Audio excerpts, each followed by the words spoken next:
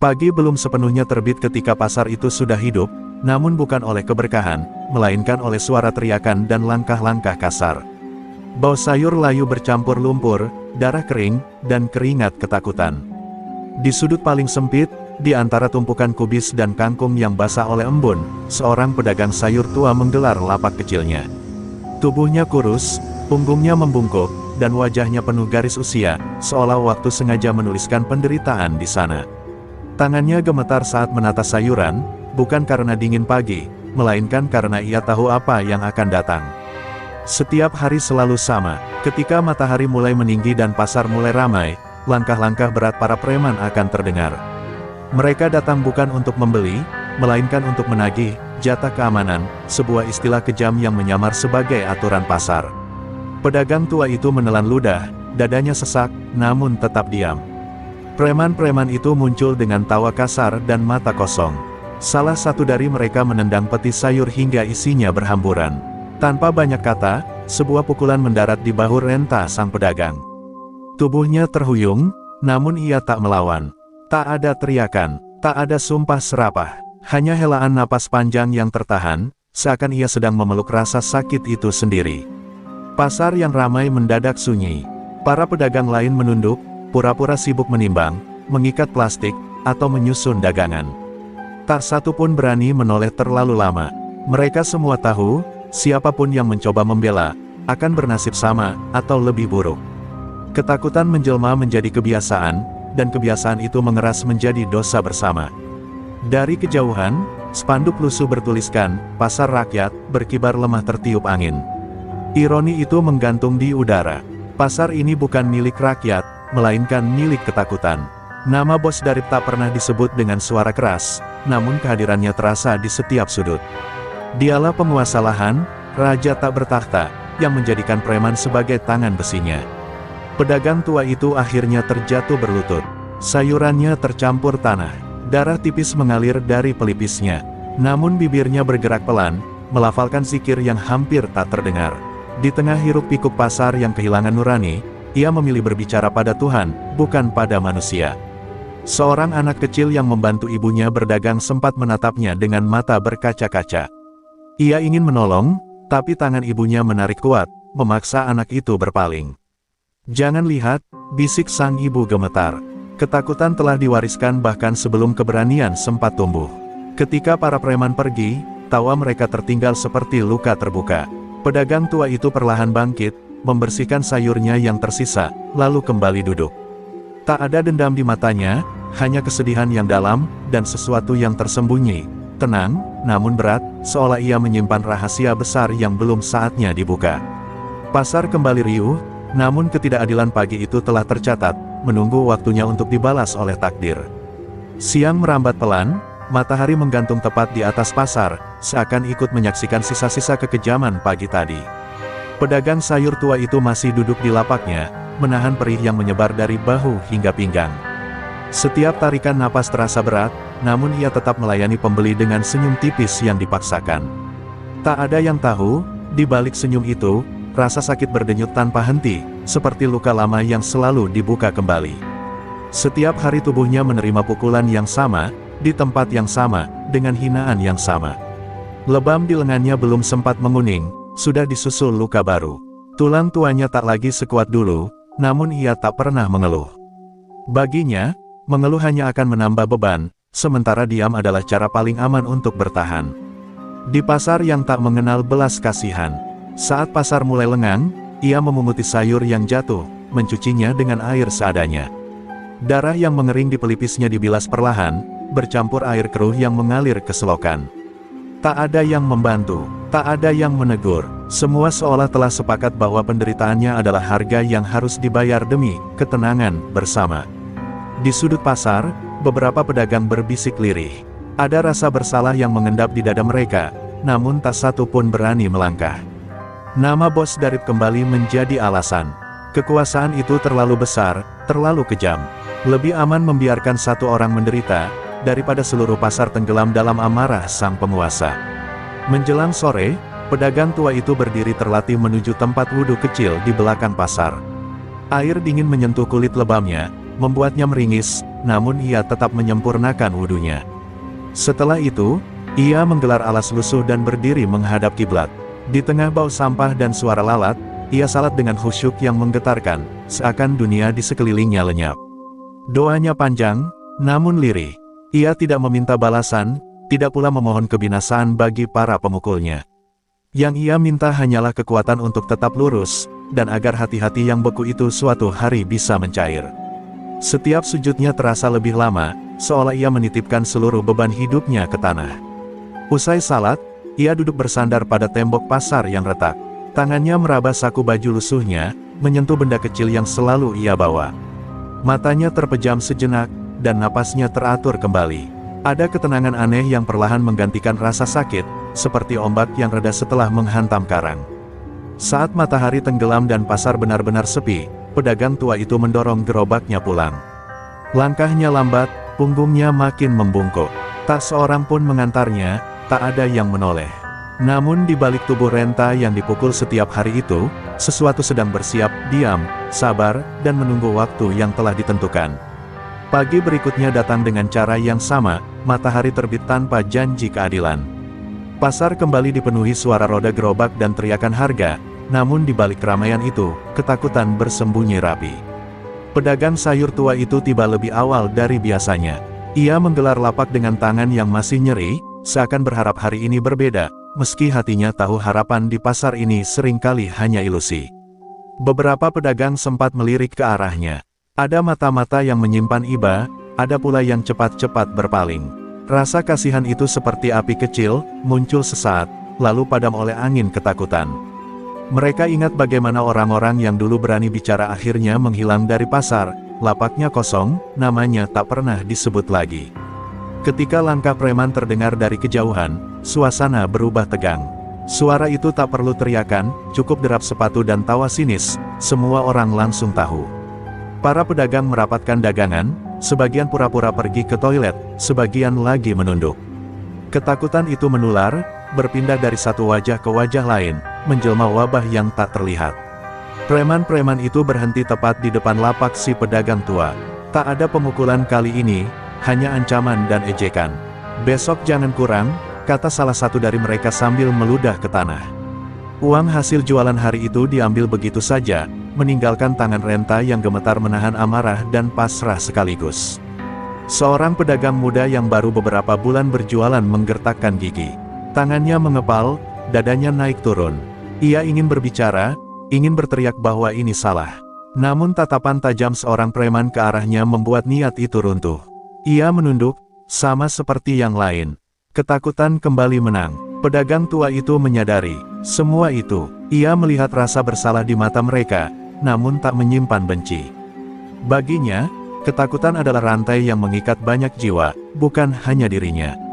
Ia menarik napas panjang, lalu kembali menata sayur yang tersisa, seolah tak ada yang terjadi. Di sudut pasar, bisik-bisik kembali terdengar. "Kasihan, tapi mau bagaimana?" Kalimat itu berulang seperti doa yang salah arah. Semua tahu kezaliman sedang terjadi, namun tak seorang pun mau menjadi yang pertama melawan. Diam terasa lebih aman, meski perlahan membunuh nurani. Saat matahari naik lebih tinggi, pedagang tua itu kembali duduk bersila di balik lapaknya. Bibirnya bergerak pelan, zikir yang sama, nada yang sama. Di tengah pasar yang dipenuhi ketakutan kolektif, ia tetap tegak dalam kesunyiannya. Tak ada yang tahu, kesabaran yang terus diuji itu bukanlah kelemahan, melainkan ujung dari sesuatu yang jauh lebih besar, yang kelak akan mematahkan rantai ketakutan itu sendiri. Tak seorang pun di pasar itu benar-benar tahu siapa pedagang sayur tua tersebut. Ia datang sebelum subuh dan pergi setelah senja, seperti bayangan yang setia mengikuti waktu. Tak pernah terdengar ia memperkenalkan diri, tak pula ada yang berani bertanya. Para pedagang lain hanya memanggilnya dengan sebutan seadanya, "Mbah Sayur," nama yang lahir dari jarak, bukan dari kedekatan.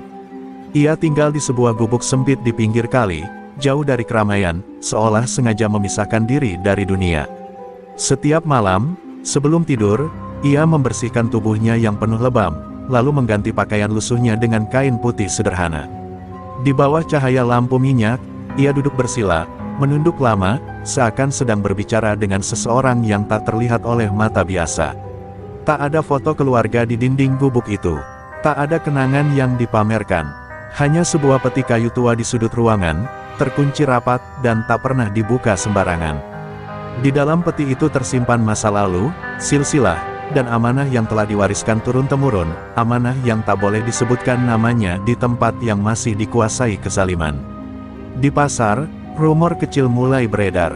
Ada yang bilang ia dulu orang berada. Ada pula yang percaya ia bekas santri dari pesantren besar.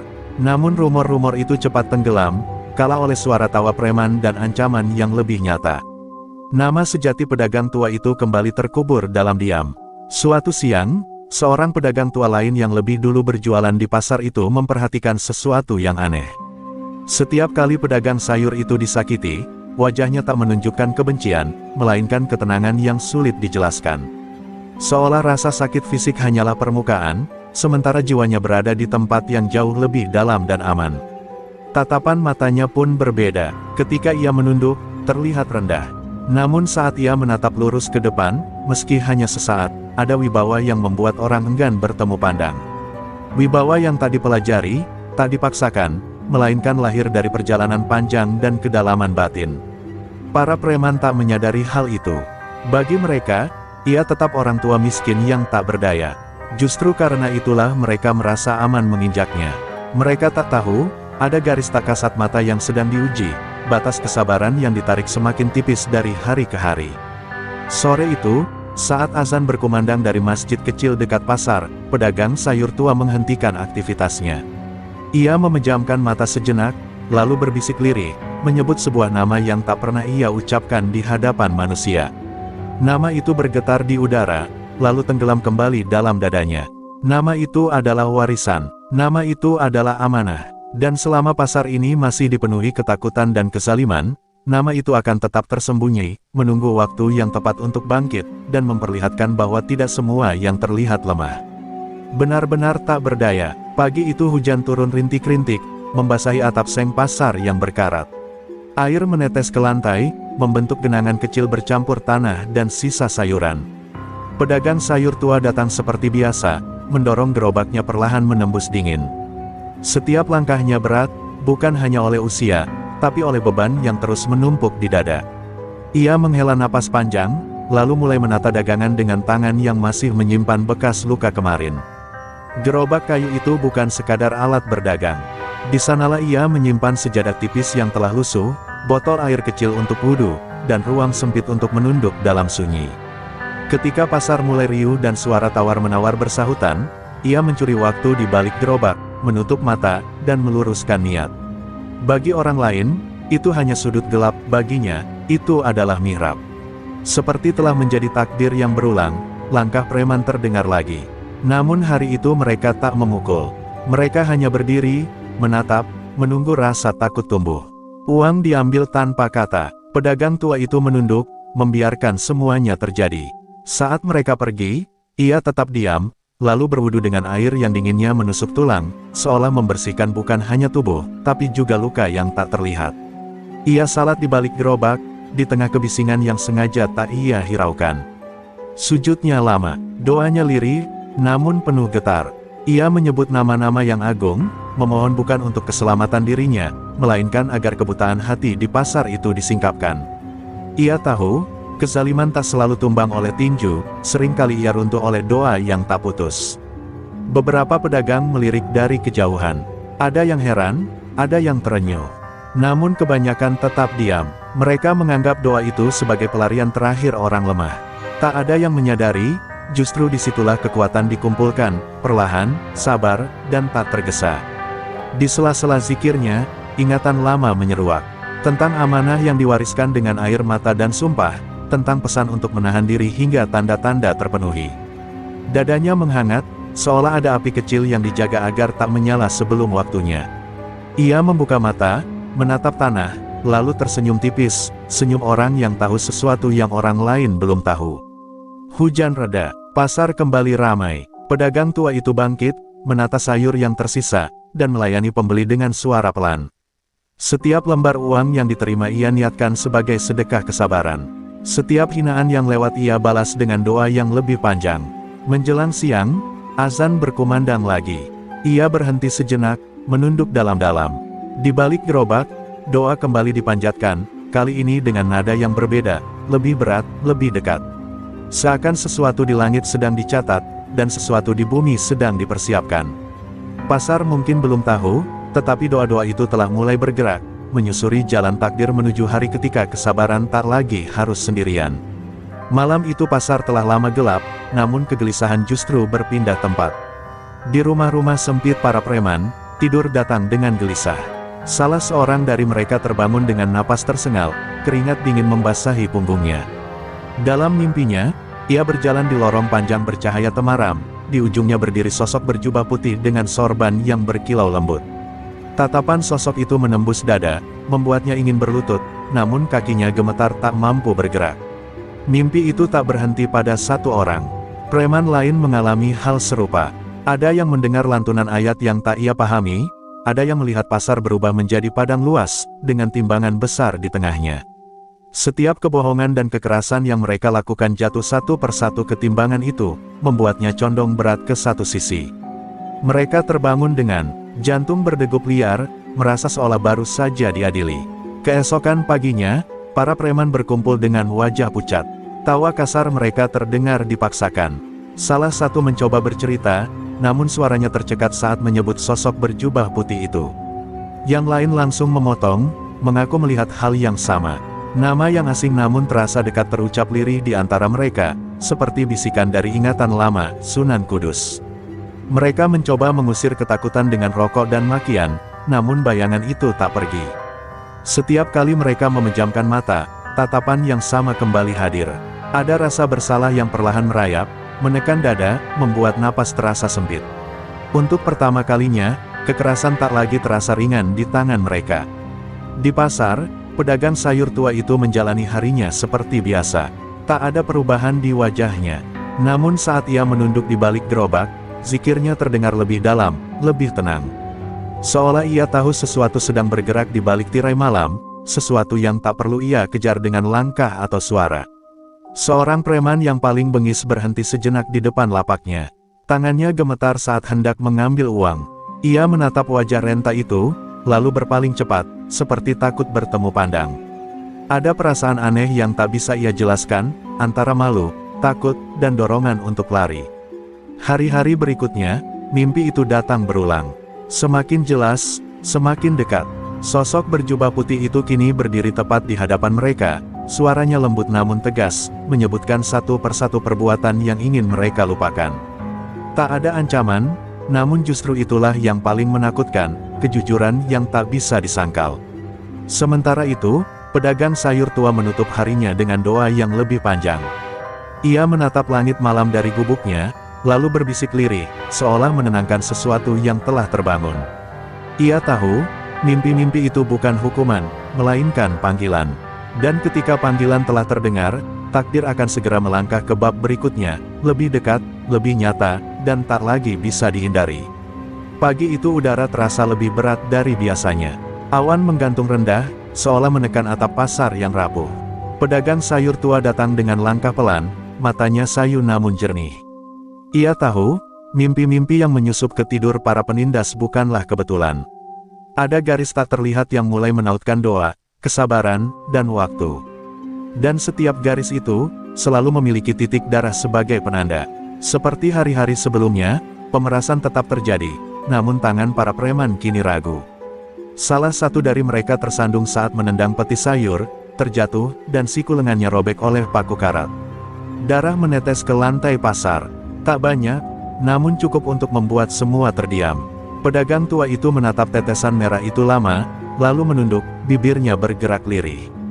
Darah itu mengingatkannya pada wasiat lama, tentang tanda-tanda yang akan muncul sebelum amanah boleh disentuh. Tentang darah yang bukan ia tumpahkan, melainkan darah yang hadir sebagai peringatan. Dadanya bergetar, bukan oleh takut, melainkan oleh kesadaran bahwa waktu menipis.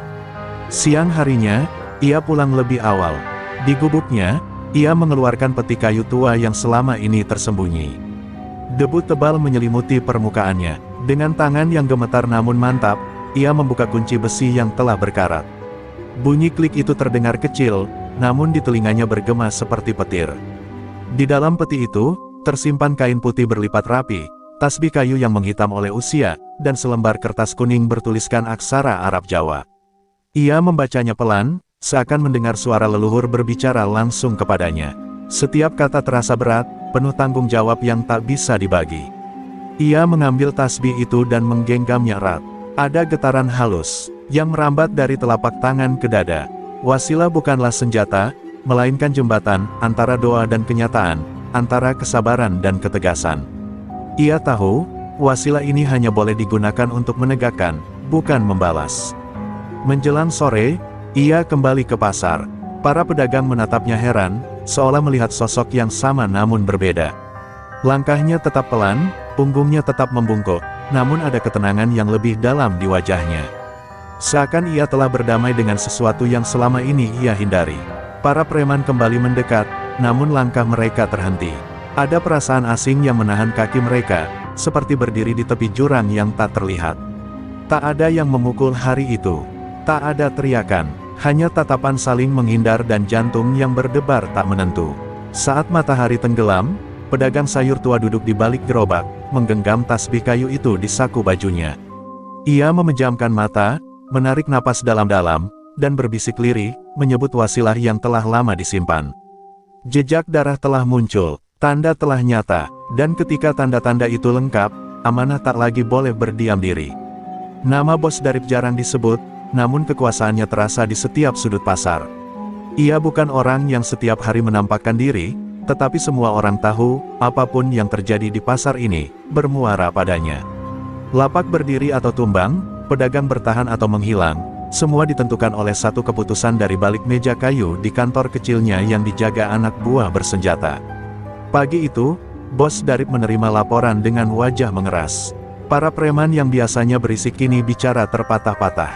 Ada mimpi, ada ketakutan, ada keraguan saat memeras pedagang tua.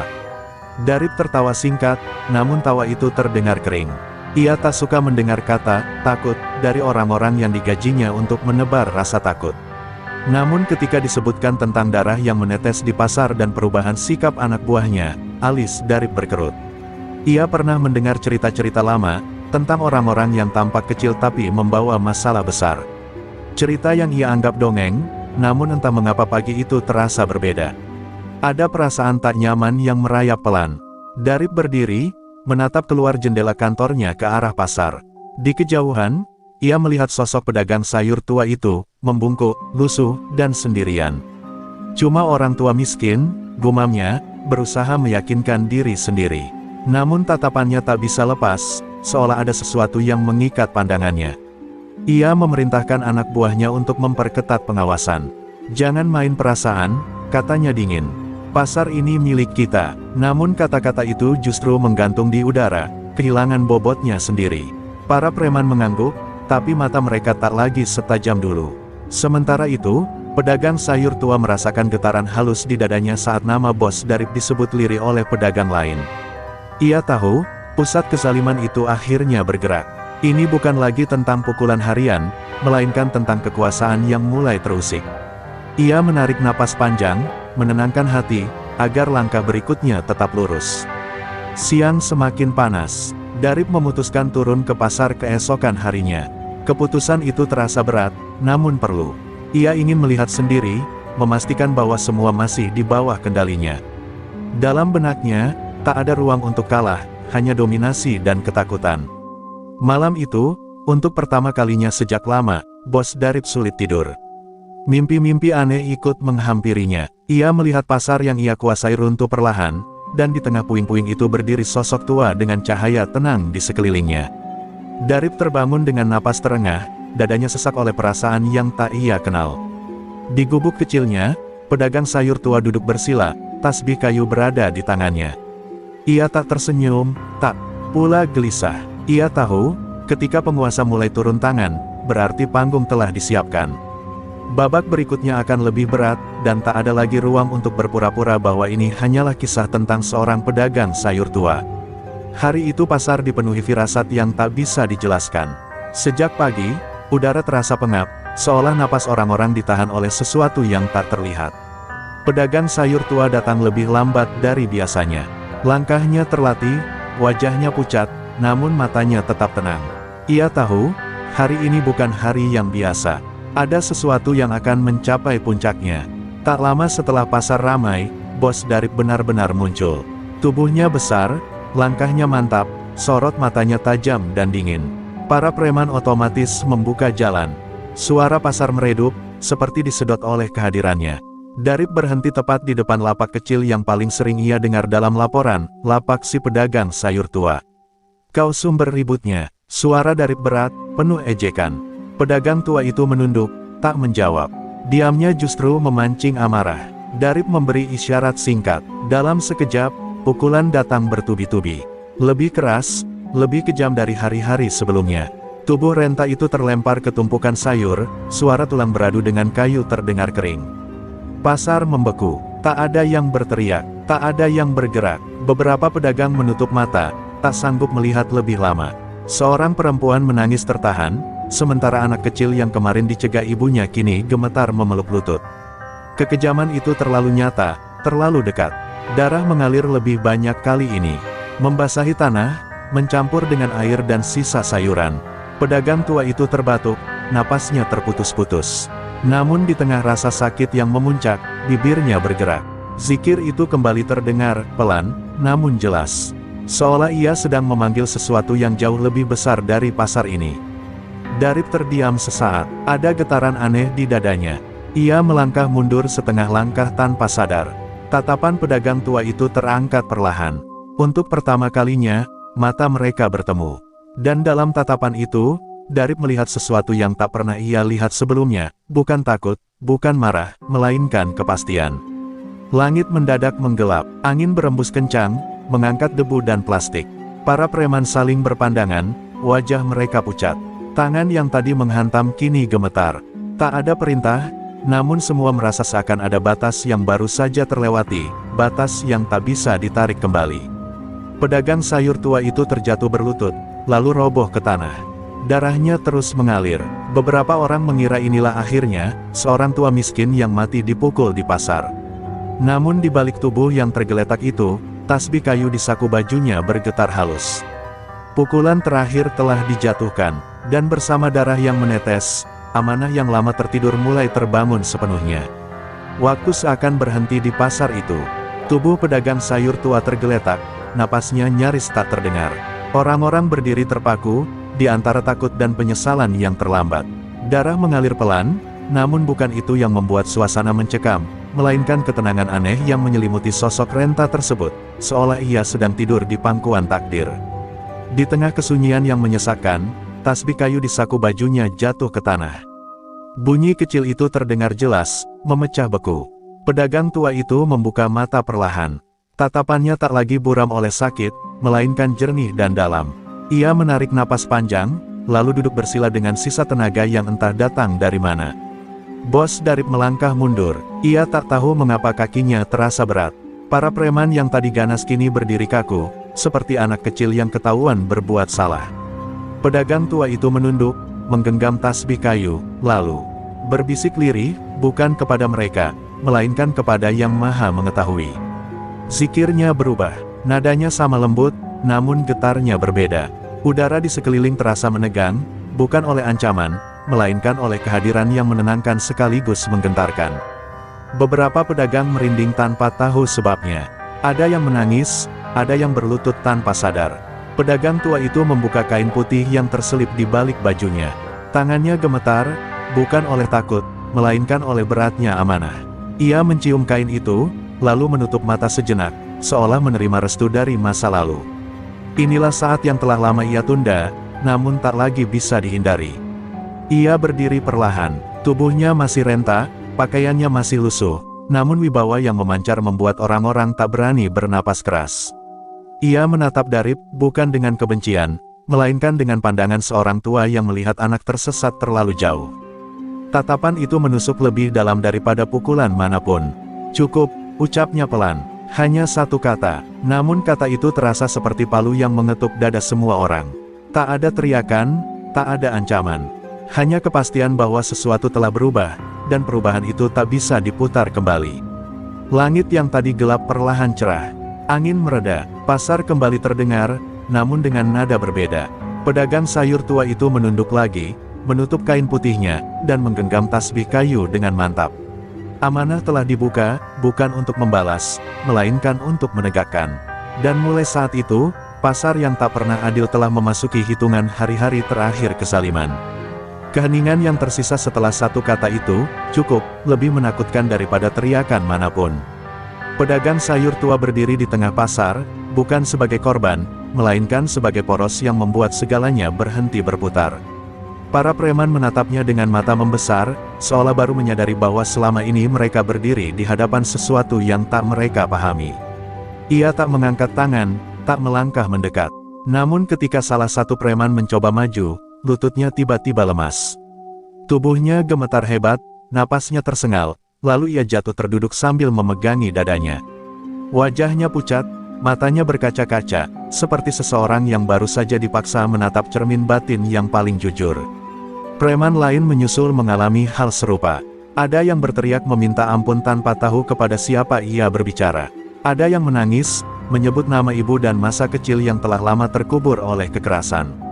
Tak ada sentuhan, tak ada mantra keras, hanya kehadiran yang membuat beban dosa terasa tak tertahankan. Bos Darip mencoba bertahan. Ia meluruskan punggung, memerintah dengan suara yang dipaksakan tegar. Namun setiap kata terasa hampa.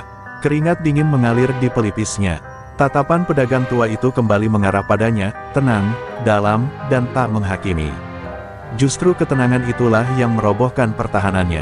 Ini bukan untuk mempermalukan, ucap pedagang tua itu pelan, nyaris seperti nasihat seorang ayah. Ini agar berhenti. Kata-katanya sederhana, namun menghantam tepat di pusat kesombongan. Darip menelan ludah, tenggorokannya kering. Ia ingin membantah, namun suaranya tak keluar. Para pedagang lain mulai bergerak. Ada yang membantu preman yang terjatuh, ada yang mengusap air mata tanpa sadar. Ketakutan yang selama ini mengikat mereka perlahan melonggar. Mereka menyaksikan sesuatu yang tak pernah mereka bayangkan, kezaliman dihentikan tanpa balasan kekerasan. Pedagang sayur tua itu lalu menunduk, menggenggam tasbih kayunya, dan berzikir lagi, kali ini lebih singkat. Seakan ia tahu, batas telah ditegakkan. Ilmu yang dibawanya bukan untuk dipertontonkan, melainkan untuk menjaga agar manusia kembali ke jalurnya sebelum terlambat. Satu persatu, para preman mundur. Tak ada perlawanan, tak ada ancaman. Pasar kembali bernapas. Orang-orang saling pandang, menyadari bahwa mereka baru saja menyaksikan sesuatu yang langka, kekuatan yang memilih menahan diri. Di tengah keramaian yang mulai pulih, pedagang sayur tua kembali duduk di balik lapaknya. Ia menata sayur yang tersisa, seperti hari-hari biasa. Namun bagi pasar itu, tak ada lagi yang benar-benar biasa. Karena hari itu, mereka belajar bahwa kekuatan sejati tak selalu bersuara keras, kadang ia hadir dalam diam, dan membuat kezaliman berhenti dengan sendirinya. Pasar itu perlahan hidup kembali, namun dengan wajah yang berbeda. Suara tawar-menawar terdengar lebih pelan, seakan semua orang masih menyesuaikan diri dengan kejadian yang barusan mengguncang nurani mereka. Orang-orang saling memandang, mencari kepastian di mata satu sama lain, apakah ini nyata, atau hanya mimpi yang akan segera pudar. Di tengah kebingungan itu, pedagang sayur tua tetap duduk tenang, seolah tak terjadi apa-apa. Seorang pedagang ikan akhirnya melangkah maju. Tangannya gemetar saat ia menunduk di hadapan pedagang tua itu. "Maafkan kami," ucapnya lirih, suara yang selama ini tertelan ketakutan. Kata-kata itu pecah seperti bendungan. Pedagang lain menyusul, satu persatu, mengakui diam mereka, rasa takut mereka, dan penyesalan yang telah lama dipendam. Preman-preman yang tadi tersungkur kini bangkit dengan wajah tertunduk. Tak ada lagi tawa kasar, tak ada ancaman. Mereka berjalan menjauh dari lapak itu tanpa sepatah kata, seolah pasar sendiri telah memberi keputusan.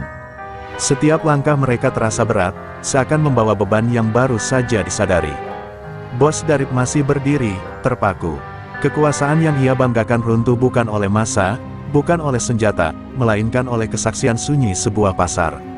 Ia melihat orang-orang yang dulu tunduk kini berani berdiri lebih tegak. Tak ada teriakan melawan, namun itulah yang paling menggetarkan, keberanian yang lahir tanpa amarah. Pedagang sayur tua itu akhirnya berdiri, membungkuk kecil kepada para pedagang. "Kebenaran tak butuh panggung," ucapnya pelan. "Cukup disaksikan, lalu dijaga." Kata-katanya sederhana, namun menetap di hati mereka yang mendengar. Beberapa orang mengangguk dengan mata berkaca-kaca. Seorang ibu pedagang sayur memeluk anaknya erat. Anak itu menatap pedagang tua dengan kagum, seakan melihat pahlawan yang tak pernah ia kenal. Untuk pertama kalinya, pasar itu terasa aman bagi langkah kecilnya. Tak ada tangan kasar yang mengancam, tak ada teriakan yang membuatnya bersembunyi. Hari menjelang sore, cahaya matahari menembus celah atap seng, jatuh tepat di lapak kecil pedagang tua. Seolah pasar sendiri memberi tanda. Orang-orang berhenti sejenak, menyadari bahwa tempat ini telah menjadi saksi, bukan hanya kezaliman, tetapi juga keberanian untuk berubah.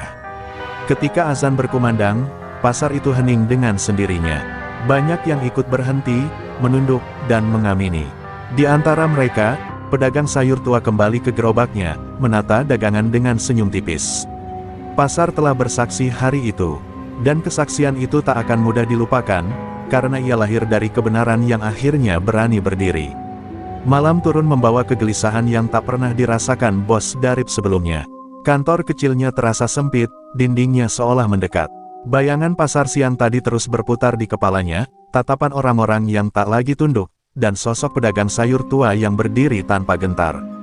Amarahnya menyala, bercampur takut yang ia benci untuk diakui.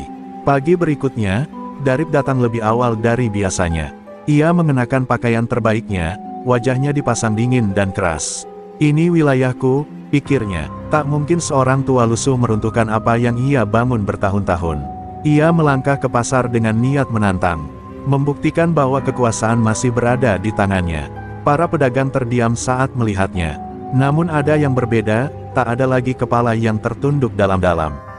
Mereka berdiri, waspada namun tegak. Darip merasakan itu, dan dadanya semakin panas.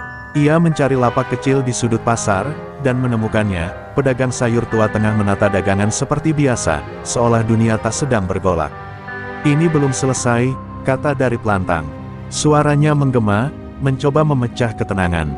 Pedagang tua itu mengangkat wajahnya perlahan. Tak ada kaget, tak ada gentar. Hanya tatapan yang sama, tenang, namun dalam. Tatapan yang membuat Darip kembali merasakan sesak di dadanya. Darip melangkah lebih dekat. Setiap langkah terasa berat, seperti berjalan melawan arus. Ia mengumpulkan sisa kesombongan, berusaha menertawakan ketakutannya sendiri. Kau pikir bisa mengubah pasar ini? Ejeknya, namun suaranya bergetar, mengkhianati kegelisahan yang berusaha ia sembunyikan. Pedagang sayur tua itu berdiri. Tubuhnya tetap renta, namun wibawanya memenuhi ruang di antara mereka. Aku tidak mengubah, ucapnya pelan. Aku hanya mengingatkan. Kata-kata itu sederhana, namun menghantam lebih keras daripada makian manapun. Darip terdiam, rahangnya mengeras. Di sekeliling mereka, pasar seolah menahan napas. Tak ada yang bergerak. Para preman berdiri jauh, ragu untuk mendekat. Mereka telah merasakan sendiri batas yang tak boleh dilampaui.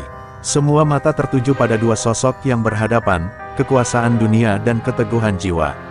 Untuk sesaat, Darip ingin memerintah, memukul, menghancurkan. Namun tangannya tak bergerak. Ada bayangan masa lalu yang menyeruak, dosa yang ia kubur rapat-rapat kini berdiri di hadapannya. Tatapan pedagang tua itu seakan membuka pintu-pintu yang selama ini ia kunci. Angin berembus pelan. Darip menarik napas berat. Tantangan yang ia bawa berubah menjadi kebingungan yang menyesakkan.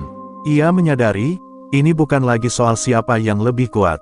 Ini tentang siapa yang berani menghadapi dirinya sendiri. Dan di hadapan pedagang sayur tua itu, bos Darip mulai merasakan, tantangan terbesarnya bukanlah orang lain, melainkan bayangannya sendiri. Hening menggantung di antara mereka berdua, lebih berat dari ancaman apapun. Bos Darip berdiri kaku, dadanya naik turun, keringat dingin merembes di pelipisnya. Ia merasa seperti berada di tepi jurang, satu langkah lagi, dan seluruh hidup yang ia bangun dari ketakutan akan runtuh. Pasar menatap tanpa suara, menjadi saksi dari pertarungan yang tak lagi kasat mata. Pedagang sayur tua itu tak bergerak mendekat. Ia justru melangkah setengah tapak ke belakang, memberi ruang. Kekuasaan yang kau genggam, ucapnya pelan, bukan milikmu. Ia hanya titipan, dan setiap titipan akan diminta pertanggungjawaban. Suaranya lembut, namun kata-katanya jatuh seperti batu ke dalam sumur jiwa Darip, dalam, bergema, dan tak bisa diabaikan. Darip mencoba tertawa, namun suaranya pecah. Lututnya bergetar, ia teringat satu persatu wajah pedagang yang ia tindas, tangisan yang ia abaikan, dan malam-malam gelap yang ia lewati dengan keyakinan palsu bahwa uang dan kuasa bisa menutup segalanya. Kini, semua itu menyerbu bersamaan, tanpa memberi celah untuk lari. Seorang preman yang selama ini paling setia melangkah maju, lalu berhenti ragu. Ia menatap Darip, lalu menunduk. "Cukup, bos," katanya lirih.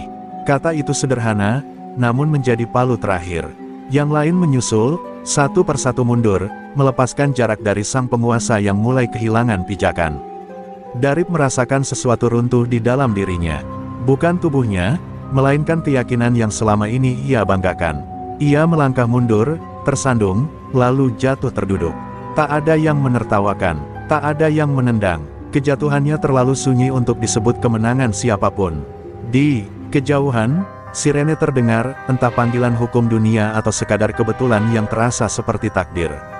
Orang-orang berbisik, ada yang menghela napas lega, ada yang menutup wajah, tak percaya bahwa hari ini benar-benar terjadi. Pasar, yang dulu tunduk oleh takut, kini berdiri di atas kesaksiannya sendiri.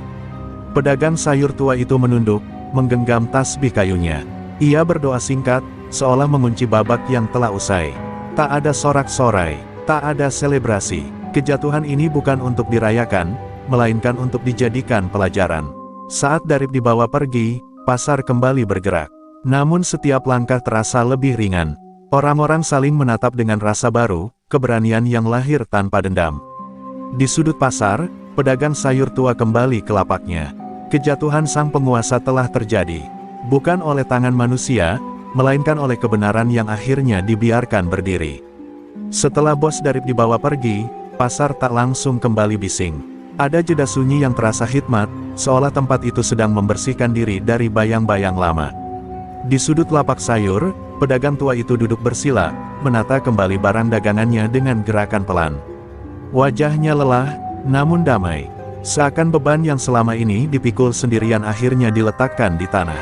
Menjelang zuhur, seorang lelaki tua bersorban putih datang memasuki pasar. Langkahnya mantap, sorot matanya tajam namun teduh. Para pedagang saling berbisik, tak ada yang mengenalnya, namun kehadirannya membawa rasa hormat yang sulit dijelaskan. Lelaki itu berhenti tepat di depan lapak kecil pedagang sayur tua. Ia menatap lama, lalu menunduk dalam-dalam. Akhirnya amanah itu bergerak, ucapnya pelan.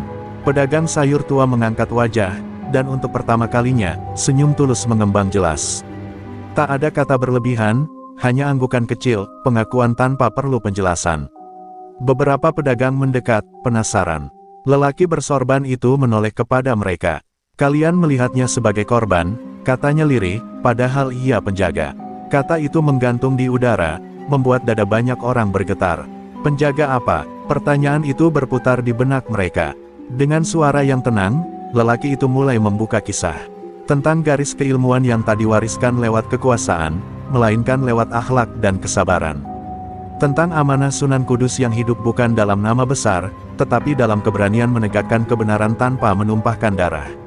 Setiap kalimatnya membuat pasar semakin hening. Pedagang sayur tua menunduk, tangannya menggenggam tasbih kayu yang telah menemaninya bertahun-tahun. Ia tak menyangkal, tak pula membenarkan. Baginya, pengakuan bukan tujuan.